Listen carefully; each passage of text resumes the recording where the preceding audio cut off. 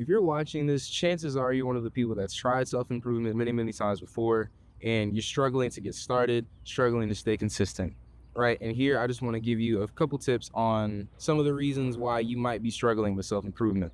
So number one is you don't have a why.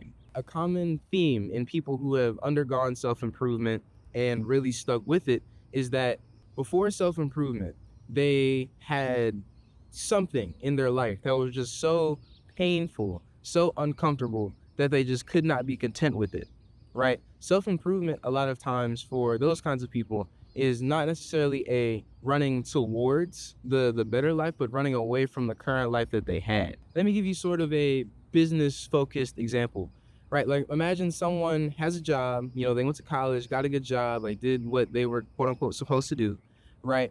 And then they start to not feel content with that job. They start to wonder, is there more that they could be doing with their life, right? They aren't fulfilled. And because they aren't fulfilled, right, they might try to undergo self-improvement or shift to an entrepreneurial journey so that they can avoid the feelings of that unfulfillment. Another example is someone who's been like, kind of just playing video games, like not doing all too much in their day, like, the sheets might stink a little bit. And eventually they get tired of it. They get tired of feeling like a loser, right? If that's the case for them. So what they do is they get up, they look up how to not be a loser, right? And they start on this self-improvement journey so that they don't feel that way anymore. And I feel like that's an important piece of what's going to get you through self-improvement at the times when you don't want to do it anymore. There's going to be plenty of days where you don't want to meditate, read, do push-ups, do your workout.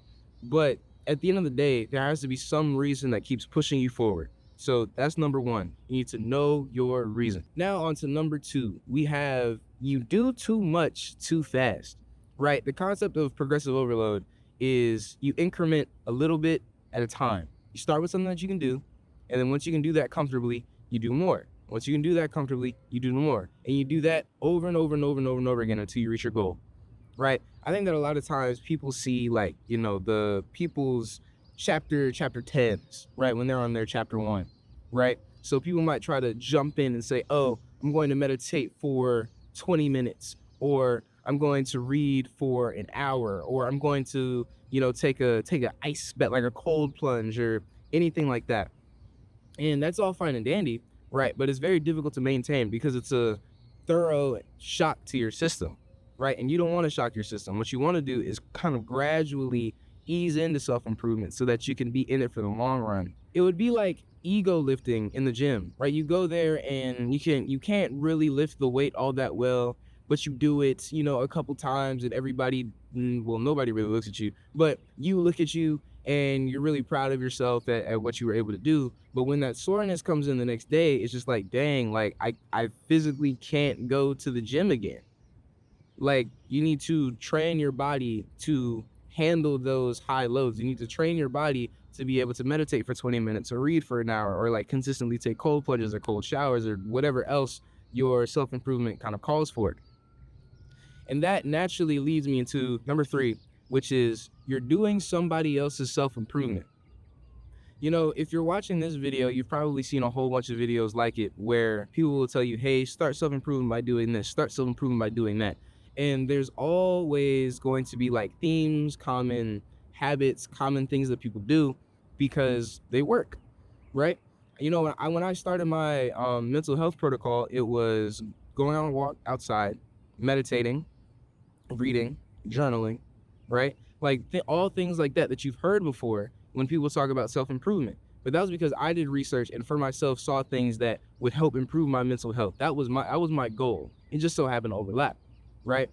That's how it should be. You shouldn't target the habits, you should target the goal, right? That way your goal tailors your self-improvement methods, right? Because I wouldn't want you to do something that's catered towards an entrepreneur, right? And you're just trying to feel better. Because an entrepreneur might wake up and go straight to work, right? And if you're waking up and going straight to work, that could be worse for your mental health than, going up and meditating or things like that, purely because, going up straight to work, like you're looking straight at a screen. So that's my thought process. You need to make sure that you have a reason for self-improvement. You need to make sure that you don't do too much too fast, and you do your self-improvement. All right, I'm gonna see y'all later.